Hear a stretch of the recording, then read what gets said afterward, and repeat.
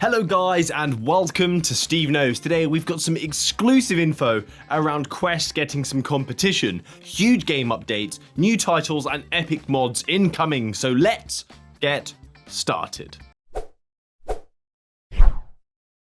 So we're going to start this off with the big update that changes the gameplay of Beat Saber. The OST Song Pack 5 has recently just dropped, a free update giving us an excuse to dive in again, and I'm loving the new songs. It could be the new toy syndrome, but the tunes just seem to have a great flow. The update brings 36 maps across 6 songs, and you can stream them as they are Beat Saber originals. They made that known in their tweet, saying, "Content ID free." The update also includes some features such as a new lighting system that gave, well, at least to myself, it gave me more of like a stage vibe, as if it was a performance instead of a trippy trance. But the main thing in this update, the main thing for me, is the addition of a new block type. They have this thing called an arc and chain in the OST 5 song pack. The chain is like a broken block. You have to connect all of them in a slice, bringing them each together like a Russian doll, which was okay. I didn't really notice them that much, honestly. They didn't make that much of a big difference in the maps that I played, but what did make a big difference is when notes are connected by this wave, and when you slice them, the remote keeps vibrating. It like tricked my mind to make me feel like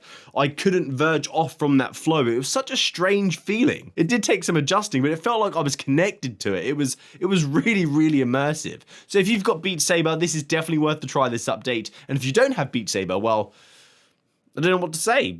Why not? Comment down below. So next is some insight into some new Magic Leap controllers that remind me of the leaks we saw for Meta's next generation controller. And it makes me believe even more so that these remotes are coming to the Oculus platform. But this is about the Magic Leap headset. Their controllers seem to be very similar to the Oculus leaks that we saw. So they are a controller that contains cameras for inside-out tracking that should eliminate the occlusion issue in scenarios where we bring our hands close to the headset or the arm goes behind us out of view of the cameras. Pico Neo 2 did use a magnetic method which removed this issue, but it was at the cost of reliable tracking and comfort. So these remotes should be bundled with the Magic Leap 2 expected to drop this year, and the Quest next headset is also dropping this year with similar remote. I think not coincidence.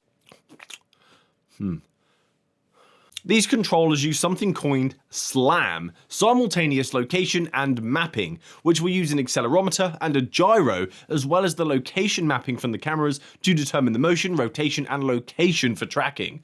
This will require an onboard chipset, so they will cost a little bit more for that tasty new tech, but I am sure it will be worth it. This is a scary sight, and it also highlights why we need some competition, but I'll touch on that in a minute. I have something awesome to say. But the latest Steam statistics have dropped, and it shows that the Quest has this, it's a monopolistic giant on Steam. Do not pass go.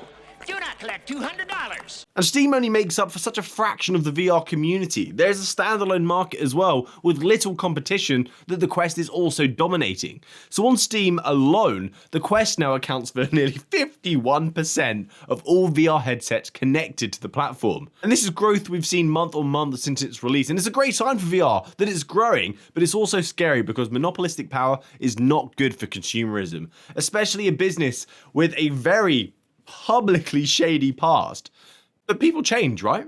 So if we take into account all of the Oculus headsets on the platform, they make up 2/3 of the PC VR market, which is a testament to the effort that's been put in by Meta. And I think this is also why we won't be seeing a Quest 3 this year, or a Pro, maybe an announcement, but I don't think a release. I love that people are seeing the value that VR can bring, and when it's offered at such a great price, when they can't get a PlayStation right now, and with lockdown that had just occurred, the planets have been aligning for VR to grow, and I'm so grateful. So the competition that I was talking about, we need some competition, and an insider source, a randomer that I just met in the street, honest.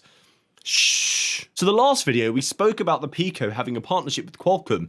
Could this mean that they are coming to the Western market? Well, a birdie, I think it was a blue tit, confirmed that this will be occurring and should be happening as soon as this year, at least in some regions of Europe, with a potential release of the Pico in North American regions as well. And I feel like I have these memories of studios mentioning that they're creating content for the Pico Neo, and I thought, that was kind of strange, but then I thought maybe they're just pushing for games to be released in Asia because there's a lot of money there, there's a lot of heads there. But it all seems to be clicking, so stay tuned on this one. I'll fill you in as soon as I know. There's also a Gorilla Tag update is now live after the developer tweeted out simply a low resolution texture of a cave roof looking out into a snowy environment and nothing else, no words, just the image. And I find it kind of amusing because I'm in the UK and it's spring now, so snow is starting to disappear. It's almost like 6 months too late. But varying maps is always a bonus, and I'm sure many of you are going to enjoy this. And in it you can enjoy an ice slide for a quick speedy escape, and this is apparently the first of many maps that are going to be coming as well. Official maps, I should add, because there's obviously tons of community made content in this game. And if you don't know Gorilla Tag, there is nothing I can say that will describe this game for you. Just check it out. It's definitely a Marmite title, and it's just mental. It's nuts. I love Star Wars VR games. I'm not the biggest fan of the films. I'm sorry. That's not me saying I hate them. I do respect them, but I really like the games. We recently had the Dark Forces VR experience from Louis Chewy, which was such a funny video, so please check that out if you haven't seen it. You'll leave with a smile. But there's a new VR mod for the Jedi Knight franchise. This has been teased on Twitter and YouTube with a lightsaber in the player's hand slicing through a metal wall, and it makes me so tense because I have this memory of holding a lightsaber in Vader Immortal for the first time, and it was a powerful, awesome VR experience, and this just looks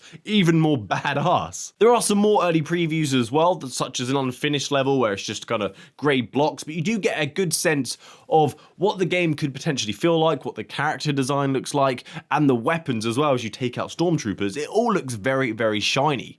Hopefully we can slice some stormtroopers in two though in the release build. There is a Patreon as well, I'll link that down below if you want to follow the development of this title, but it is in French, so some translation will be in order. Jedi Order, the fallen one. VR headset sales are always good, and this one actually makes me think, should I? And this is from Vive. It's a risk as I expect a next headset coming soon from Valve, but Vive are offering something pretty decent. The Cosmos Elite is £300 cheaper, and this includes base stations. The Vive Pro, the full kit, is £250 off, and this supports natively the face tracking accessory, so you can make some funny faces in VR if the app supports it. There's also the Vive Pro Eye for £250 off. But what's getting me interested here is the wireless adapter. The full kit is £150 off, making it £209. So you could get a wireless PC VR headset with the base stations for just over £800 if you buy the Elite Cosmos kit and the adapter. Now that is very, very appealing. So I will link that down below in the description for you to have a look. Oh, I've got a wedding coming up. I can't buy it, but I want to. Calling on you gamers. You. Yeah, the FPS game Nerf Ultimate Championships has got a closed beta sign up now available, ending on the 15th of March. This is a multiplayer shooter, but instead of real weapons, well of course virtual weapons that are based on real guns, this one is going to be with Nerf guns. Such a funny concept. I was excited to get in and try this since it was shown off during the mid-lockdown gaming showcase. This woman had a child since that announcement. It was so long ago, so I'm finally happy to see that I could potentially be playing this soon.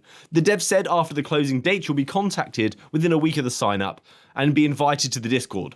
So check your spam box and I'll link the sign up down below. Startenders has just shown up on the Oculus coming soon page, and they've tried to have a play on words there for bartenders. But you can play this game even if you are under 18 years of age. The game will have you creating beverages for alien customers who have traveled across the universe to party at your bar ship. The game doesn't look like anything crazy, just classic simple fun, and maybe I want to be Tom Cruise in Cocktail. Maybe that's a lifelong dream of mine. And finally, I want to end this on a developer shout out, as devs have posted some in-development content in their games on Reddit, and I like doing my part, even though it's small, doing my part to help the growth of VR and help the community. So the first is from Halarazad. Flying like Superman inside West City. I loved the look of this title, being able to fly and then push your hands forward for super speed like Superman. It reminds me of the Iron Man VR game, which was so much fun, a great flying mechanic. Combining this with a narrative could make for a great game. There's also Don't Look Digital, which I love that name, it's fantastic. Showed off some pretty awesome splatter for a sci-fi horror title that looks like it will have guns in it, which is one of my favourite types of virtual reality titles, and flat screen games in fact. So I am really interested in seeing what comes from this. So that's it from me today, guys. Thank you so much for watching to the end of the video. Please consider subscribing to the channel for more content, and hopefully I will see you next time for some more updates. Have a great week. Happy gaming. Good day.